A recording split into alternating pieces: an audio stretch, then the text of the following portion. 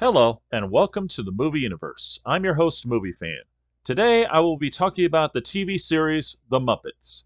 And no, not your earlier ones, not your mid ones from the 90s. I'm talking about the series from 2015, the one that only went for 1 year.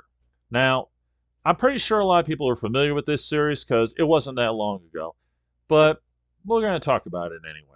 When they first brought this up, it came as a huge shocker to everybody that this was going to be more adult oriented. And they even dropped an even bigger bomb that Miss Piggy and Kermit the Frog broke up. For the obvious reasons, that was shocking because, they've been together ever since I can remember. It was like Ken and Barbie or Tommy and Kimberly. That's how close they were.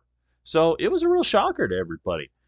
And, it's no surprise that a lot of people were very resistant to this idea, including myself. But, my sister talked me into watching a few episodes, and I actually kind of liked it. It was actually pretty good. The adult humor was not really so adult like I thought it was going to be. I thought it was going to be super dirty or something like Family Guy.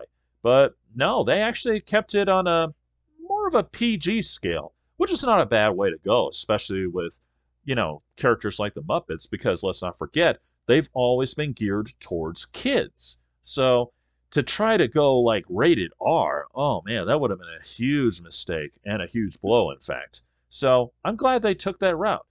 And what was interesting about it was how it was treated like it was a documentary within a show. Because there's all kinds of things where, you're watching them just do a production of Miss Piggy's late night TV show, and that's what this centers around.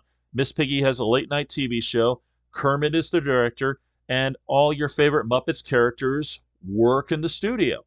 You got Gonzo doing the stage work. You got Big Mean Carl being the receptionist.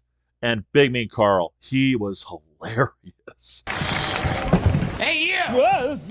You got a message from Jay Leno. Okay. What did he say? He said he wants to see you at his house.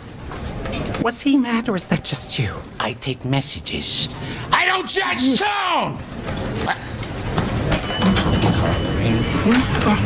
Hey, Carl. What? Do you know where the writers went? I've called every casino, racetrack, and Dave & Buster's in town. Nothing. No, but if you need some sketches... What? Let's see here. How about this one?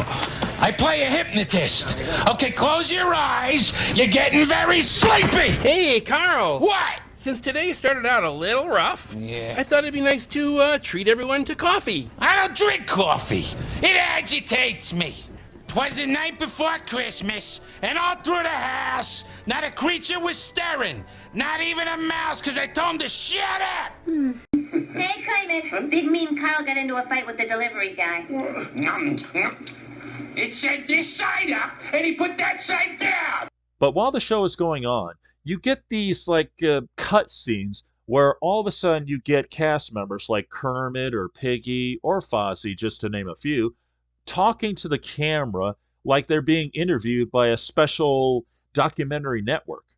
I mean, when something happens, like when something goes wrong in the studio, Kermit is talking to the camera about, what he's got to do to make things right, that sort of thing. And if you look closely, when you see them talking to each other, there are times that the camera just kind of pans back and forth, like a documentary or like a news media. Like when you get those interviews where something happens out of nowhere and they're just panning back in the camera and they're shooting this way and that way. That's pretty much what you get out of it.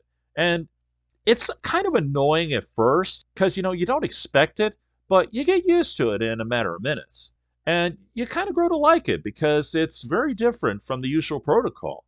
And if you think that's great, you should see some of the sketches that go on.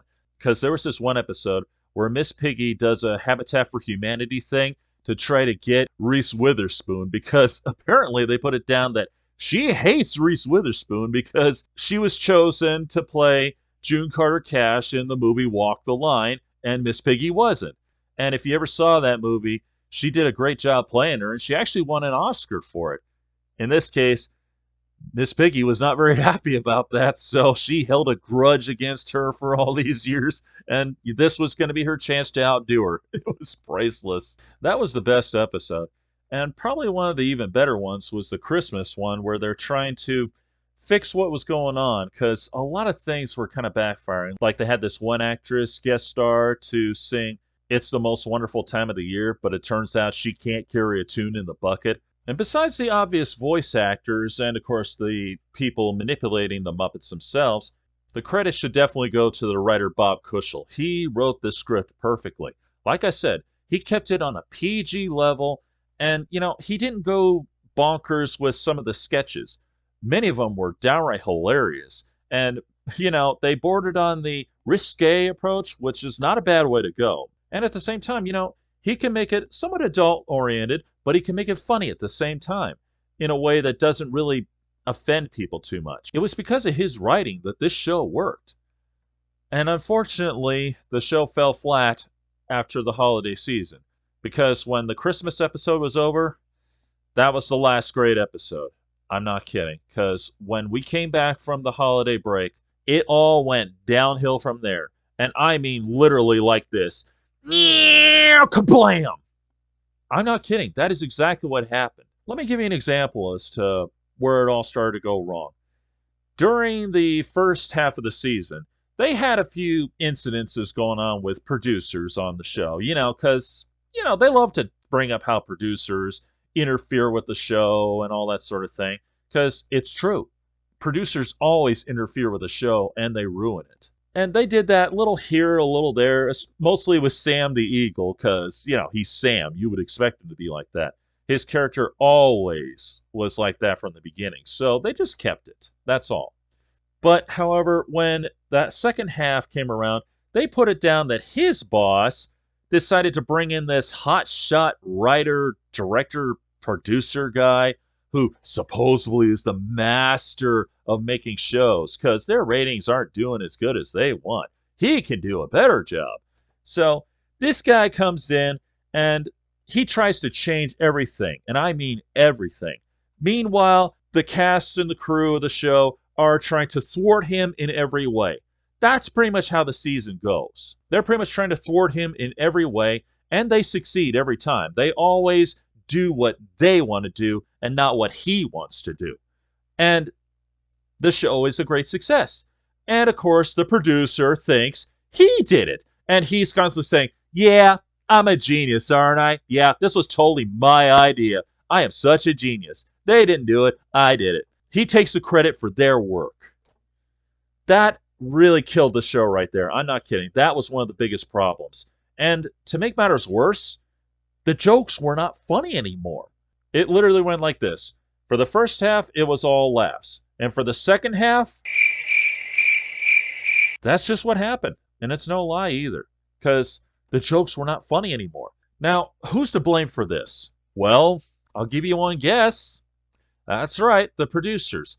For some reason, they fired Bob Cushel and replaced him with somebody else. Supposedly, they replaced him with Christian Newman, who did TV shows like That 70s Show, but it's not very clear. And as far as I could tell, I haven't found anything to really back that up yet.